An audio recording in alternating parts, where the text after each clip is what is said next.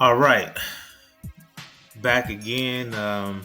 Finally got my laptop. I'm back in business. This is actually the second video.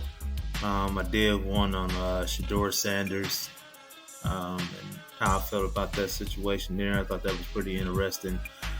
Um, but this particular presentation that I'm going to do here, or really a commentary on my guy uh, Vince Everett, Mr. Vince Everett, who's one of my favorite podcasters.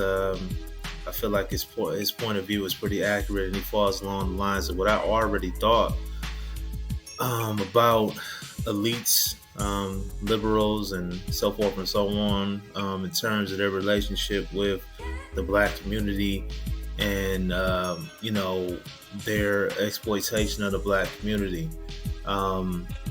Liberals tend to stay on the left side of the fence in terms of politics. So they're mainly going to be Democratic, politicians or players and so forth and so on. And so overall, and generally speaking, my point of view on the globalist elites pertaining to the black community and the Democratic Party pertaining to the black community is that they see the black community as an opportunity to take advantage of, and to use to basically input their policies. Those policies being Marxist policies, socialist policies, so forth and so on. And they feel that they can take advantage of black people because of our emotional disposition towards the history in the United States, which is very valid. The history with black people within the United States, I think it pretty much speaks for itself. So the thing about liberals and elites who use liberals, who use the liberal platform to perpetuate the black people, they are perpetuating the black people and putting on a front as if they want to, liberate black people in terms of, economic politics, any type of, social politics or anything like that. They pose as liberators for black people, but really, behind closed doors, all they're doing is exploit black people. They don't respect black people, and that's pretty much it. So, what Vincent Everett was presenting is a case involving Tawana Bradley, and who was represented by, Al Sharpton and his group of attorneys. In the case, well, I'm not gonna, I'm gonna let the Vince Everett show play, and I'm gonna let him explain it to you. I'm gonna give you the commentary. I don't want to give everything away all at once, but this will be, an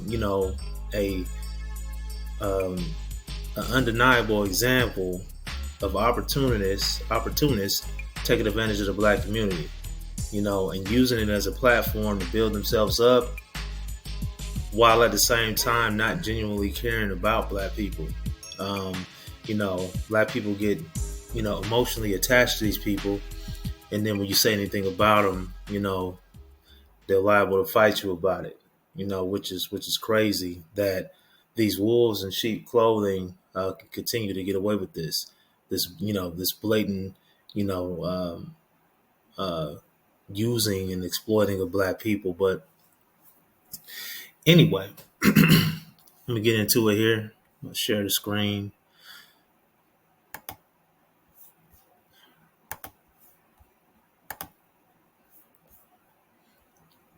Take it back here.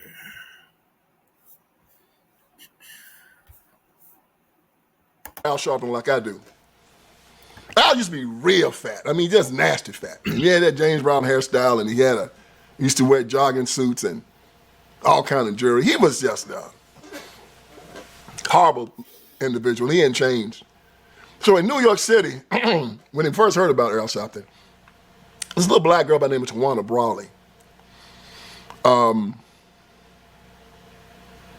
She had stayed out all night against the wishes of her father, and when she came home, she told a lie to cover it up, said that she had been grabbed by racist white people and they put feces all over her, and they put, I think they put KKK on her head. I don't know if it's KKK or not, but they did all these terrible things to her, and she came home with feces on her and stuff.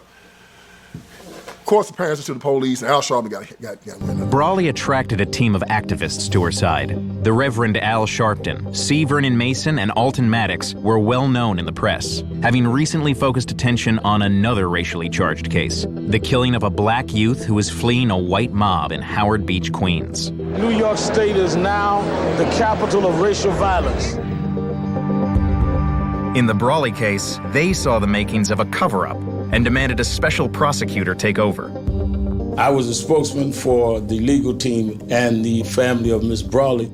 I was involved to help bring light on the fact that there was a situation that needed to be adjudicated. We are not going to let this girl be the scapegoat of a corrupt system. We want to show the world how low down, doggish, and callous the state of New York is. Brawley's advisors declared they had a suspect, a young police officer named Harry Criss Jr., who had committed suicide days after her attack. The media now has released that Tawana identified Chris. What's the evidence? Tawana's voice on the tape identifying Chris. With protesters taking to the streets, the state attorney general dispatched veteran investigator John Ryan to upstate. So I want to back that up a little bit. As you just saw, I'm going to play it again. They asked Al Sharpton what the evidence was, and this is his response here, And this is, this whole story is just crazy, that, this Al Sharpton perpetuated this with such a straight face and so much, seemingly conviction, But anyway, I'm going to play this backward. Days after her attack. The media now has released that Tawana identified Chris. What's the evidence? Tawana's voice on the tape identifying Chris. With protesters taking to the streets, the state attorney general dispatched veteran investigator John Ryan to upstate New York with orders to solve the increasingly sensitive case. We attempted immediately to sit down with Tawana and her family, and we reached out repeatedly to her attorneys, her advisors, and that was never fruitful. Her lawyers, it was their decision, along with her family, which I announced, that they did not want to cooperate because they did not trust the special prosecutor that was appointed by the governor. We might send them a letter and then, they'd have a press conference. They're at a press conference and all of a sudden Alton Maddox pops out with this guy's name. Her lawyers charged that Dutchess County Assistant District Attorney Stephen Pagonis was among the girl's attackers and demanded his arrest. We have the facts and the evidence that an assistant district attorney and a state trooper did this. She made statements to the lawyers. She never made statements to me. I did not ask a 15-year-old girl what happened. I believe the lawyers believed their client, and I believe that we had an obligation to go forward. Without Brawley's cooperation, Ryan tried to divine some clues from the initial police investigation. In the course of the interview with the police, she literally only said one word. She would also indicate, I believe by eye blinks, they would ask her a question and she would indicate yes or no. The police officer took what they could get. She was found in a grassy area behind the building that her family had previously lived in, very near the apartment that was then vacant but unlocked. She had literally just come off being grounded because she got home at 5 a.m. from some party. She goes to visit a boyfriend in jail, and then she eventually takes the bus home, and that's the last time anybody saw her officially during those 4 days. From his headquarters at the State Armory in Poughkeepsie, Ryan and his team struggled to make sense of a case that seemed to grow more complicated every day. We were an investigation under siege. We closed the bridge, the court, and this building, and Main Street. The press had its agenda, no offense. The advisors had their agenda, no offense. Quite frankly, we had to view it as those of us in the Armory against the rest of the world. There were scores of false leads. An acquaintance said he was with Brawley. He wasn't. A man claimed to have secret tapes that cast doubt on the veracity of Brawley's advisors. He didn't. We started a rumor about a 9-fingered man, just to see how long it would take for a press report, to call us and start to ask about the 9-fingered man. I think it took 2 days. But such moments of levity were brief. A trooper starts up the steps of the armory, and these demonstrators decided they weren't going to let him in. He grabbed the demonstrator that was fighting him. Next thing we knew, Reverend Sharpton was accusing me of kicking a blind man. That bothered me. Same play, same script that we're seeing in today's times. And really, I don't really want to say today's times because that was still today's times. That wasn't too long ago. That was probably running about like 20 years ago. Actually 40. It's been a little while. Yeah, I think that would be 40 years ago. I think that's 1980s or whatever. But anyway, the same type of media script that you see in today's media is the same script that Reverend Al was using here. And, it's just like the black community just doesn't learn from it. Just keep following the same script and keep falling for the same game. But anyway, let's keep going. You realize how a lie can spread. Her advisors have said a lot the past few months, charging that white local officials were involved in the crime, not to mention the mafia, the Ku Klux Klan, and the Irish Republican Army. Sharpton called Cuomo a racist, compared Abrams to Hitler, and said Brawley would go to jail rather than cooperate with the investigators. Maddox would actually say that the Attorney General of the state of New York was masturbating over pictures of 15-year-old Tawana Brawley. They looked up and they saw Maddox, Mason, and Sharpton. What's wrong with them? What was wrong with us was crackers didn't choose us. I think a lot of the rhetoric, including mine, went too far. But I think that there's a difference between the rhetoric and the reason we got involved. But at the time, that reason was questioned by one of his own associates. They are frauds from the beginning. Perry McKinnon, you couldn't see Sharpton without seeing Perry McKinnon in those days. And he was with him at all times. He's a decorated war hero. He's all these other things. This whole situation is not about Tawana Brawley. It's about Mason, Maddox, and Sharpton sort of taking over the town. Their exact words were, we beat this, we will be the biggest niggas in New York. Oh, that joker went out. Boy, they had the girl on the news, Al Sharpton screaming about this, that, and the other. It was horrible. Come to find out it was a lie. And that's how Al got famous. And Al got bit by that bug, and that joker ain't stopped since. He's been involved in all kind of shenanigans, all kind of crap since then. I mean, did y'all know Al Sharpton ran for president? Of course, as a Democrat. Al ran president, mayor of New York. He's involved in the Duke Lacrosse thing, the Jenna Six thing, Trayvon Martin thing. Him and Ben Crump have come together. Now, they the Justice Brothers. Whenever they find a black man got shot by a white cop, they show up. And they sue the city. And then they share the money. That's the game they play now. So, but there's something else about Al Sharpton that's very, very interesting. Show you how messed up he is. When I was in Florida with Patrick Bet-David, the night that Trump won the presidency, at Valuetainment, he had, this was a gala. I don't think, thousands of people were there. I was invited to be on the panel with Candace Owens. And I was up in the super VIP area. And the super VIP area was a place where you had to pay $25,000 a piece to be up in there. Yeah, that's the type of money these people had. I was in there for free, though. I didn't pay no money to get up in there, man. That's how I roll. So I was in the super VIP area, and I run into this guy who I recognize. His name was Michael Francisi.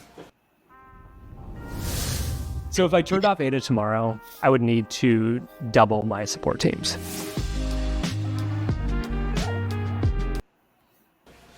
Francesi has a podcast of his own now.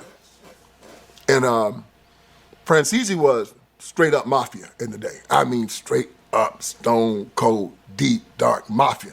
Francesi is so mafia, even when you see Francesi now, you say he mafia. So I recognized him, and I remember that Francesi had outed Al Sharpton, maybe 25 years ago, and he was on Real Sports with Brian Gumbel. Now, he was explaining to Brian Gumbel some things about how the mob works. And he told Brian Gumbel that Al Sharpton had worked for the mob. The Smoking Gun website is reporting that the Reverend Al Sharpton, a.k.a. President Obama's #1 cheerleader, that he worked as an FBI informant spying on New York mob figures back in the 1980s. Now, the report was... Before we get into this part, I wanna share something else right now.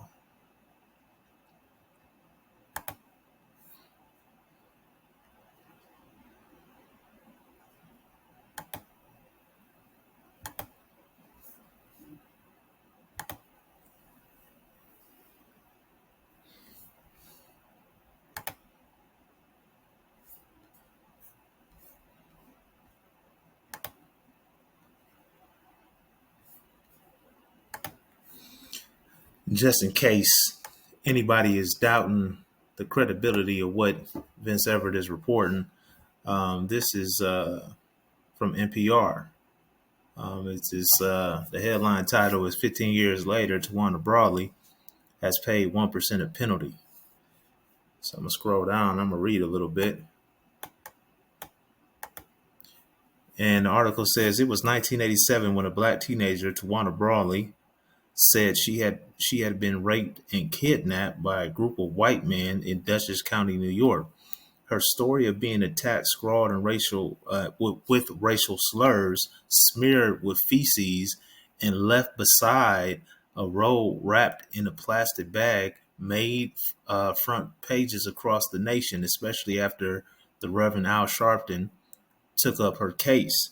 But as the Associated Press reminds readers, a special state grand jury later determined that Brawley had fabricated her claims, perhaps to avoid punishment for staying out late. In 1998, Stephen Pagones was the county prosecutor at the time, won a defamation suit against Sharpton, Brawley, and Brawley's attorneys. They had accused Pagones of being among Brawley's attackers.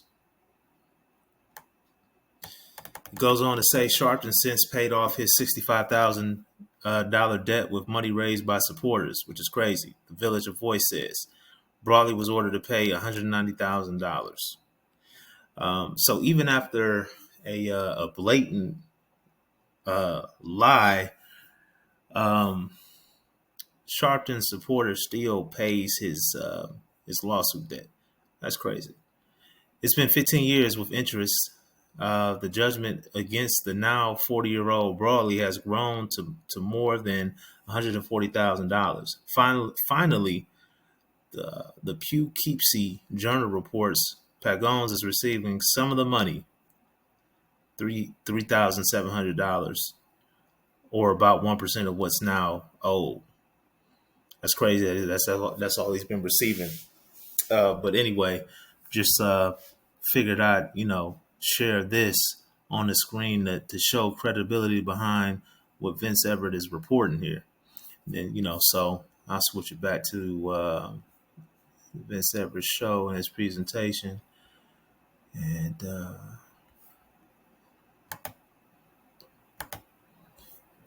we'll go into the second part of what Vince Everett was presenting about Mr. Reverend Al Sharpton here. This is crazy. Which was featured on the cover of today's New York Post, said Sharpton secretly recorded conversations that he had with the mob. Earlier today, he responded to those allegations during a press conference. Take a look. I was not and am not a rat, because I wasn't with the rats. I was never told I was an informant with a number. So in my own mind, I was not an informant. I was cooperating with investigations. Now, tonight, we also have gotten our hands on an HBO Sports video of an undercover FBI agent acting as a drug trafficker negotiating a cocaine deal with none other than Al Sharpton himself. Take a look at this. I can get a pure, 99 for about $35,000 a kilo. But I got to get, more than one. Right. I mean, if we're going to do this thing, you're talking about some real. 10 kilograms is like $350,000. That's a drop in the bucket. We can go bigger. Every kilogram we bring in 3,500 kilos. So that's not. So if we bring in 10, you make 35,000. But that's a chicken pocket. He can. If he's going to do it, he'll do what he wants to do. He can do it, 100 times over. Like the supplier 100 times over. Now, that video is reportedly from 1983, and after it aired, Al Sharpton threatened to sue HBO for millions of dollars. So it finally came out that it was true that Al Sharpton was a bag man. He was with the Gambino crime family, and that he was selling drugs in the black community. That's what they say. Yeah, selling drugs in the black community. Al Sharpton was all behind all that. That's what they say. I didn't say it. Don't put it on me. Al Sharpton goes up to their offices, Reggie and Victor Guerrero's. Remember, Victor Guerrero's an undercover FBI agent. His real name is Victor Quintana, but back then it was Guerrero. And in the meeting, Al Sharpton proposes a drug deal to them. He's got a big cowboy hat on, he's smoking a cigar, and he's talking about drugs in some way. This is all on videotape, and it's been seen on Brian Gumbel's Real Sports. So whatever I'm telling you, again, it's all documented. As a result of this meeting, that Al Sharpton became an informant afterwards, because the government came to him and said, hey, you're trying to propose a drug deal, and they turned him into an informant at that time, 100%. Al denies it, and then he admitted, then he denies it. Look, you got to give Al credit. I mean, he is a good talker. Look where he is now, he was visiting with Obama. He's made a name for himself. So, hey, if he really has changed his life, who am I to doubt that? Good for him. I ain't never met Al Sharpton. If I did, I'd probably choke him out. Figuratively. And that's what the loudmouths are for. Let these guys talk first. Go ahead. I'm one of the few non-bigoted black leaders around, I would say. Let me state now, let's deal with the facts. Let's go to the record. Tonight, we want to deal with the records and the facts. Please do it. On this program, your program, you heard me, you have me on tape defending this man. Recently, even after the shenanigans with him and the other soldiers. That's a lot of crap. No, brother, you had your chance. That's a lot of crap. Brother, and I got brother, it. no, I got it. no. I got it. Oh, no. I got it.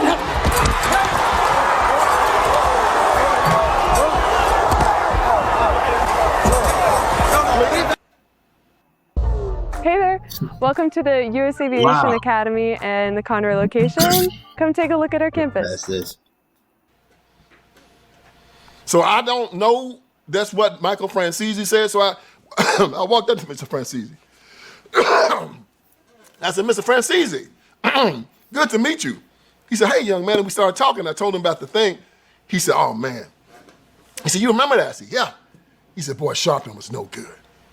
He said, that guy was in, and he was selling drugs, and he said, man, I tell you what, man, we exchanged numbers. He said, I'm going to get you on my show, and we're going to talk about it, because your community needs to know about how terrible this guy is. I said, Mr. Francese, you're going to get in trouble. Francis said, I ain't scared of you, I ain't scared of, yes, that's okay. And he just told me Sharpton was no good. Never have been. Always sold your people out. I believe it to be true because of his past and what he continues to do. Just recently, Al found out that he gave an interview to Kamala Harris. Everybody thought it was a legit interview. You just wanted to talk to her. No, come to find out she had to give him $500,000 to his organization. He got paid for it. That's who he is. The menthol cigarette people, they found out that menthol cigarettes are killing black people. Well, that menthol cigarettes made the addiction to nicotine much more prevalent, and that black people who smoked mostly smoked menthol cigarettes. And the FDA wanted to ban menthol cigarettes.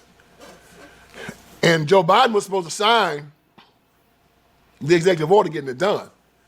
And of course, the tobacco manufacturers didn't want to do that. So guess who they called? They called Al Sharpton. The Surgeon General said that if we ban these menthol cigarettes, we're going to save 300 to 600,000 black lives in the next few years. 300 to 600,000. So Al Sharpton didn't want people to know that he was working for the tobacco industry, so he hired Eric Garner and George Floyd's brother to go into the black community, do the dirty work for him. He paid them under the table. And Joe Biden didn't sign it. So he could have saved 300,000 to 600,000 black lives. And chose not to because they gave him money. So I guess black lives don't matter when it comes to menthol cigarettes. And so when somebody asks Al, you getting paid to let these black folks die? I'm sure Al said, and? Am I getting paid? Yes, Al, but 600,000 black people are going to die. That's their problem. That's black leadership, y'all. Give it a hand. Al Sharpton, go Al, go Al, go Al. All right, friends, Vince Everett Ellison is here. I want you to go to my website. All right, that's pretty much it. That's pretty much it in a nutshell. It's a sad state of affairs on how, the black community continues to get exploited in politics, how the black community willingly participates in their own demise, which is crazy, But no matter, what you show the majority of the black community, it just seems like they just rebel against the truth, and generally speaking. I know it's some like the Candace Owenses, the Vince Everetts, and so forth and so on. But statistically, just like we saw in the last presidential race, statistically, over 80% of black people still voted Democratic in this past election. And I think over 90% of black women voted democratically in this last election. To give you an idea of, where the mindset and culture is within the black community, and it hasn't changed. So unfortunately, we still, suffer the same, consequences because of our choices. I know they're not all our choices. This has been, a scheme, a scam ran on black people. But at some point, once people start, unveiling it, it's on us to make, better decisions. And we just haven't done that as a collective. But anyway, this will probably be part one of what I'm going to call race hustlers. And I'm going to continue to point out, blatant race hustling. And that's it. Like, share, and subscribe if you like what you see, and let's get this out into the algorithm. All right. Have a good one.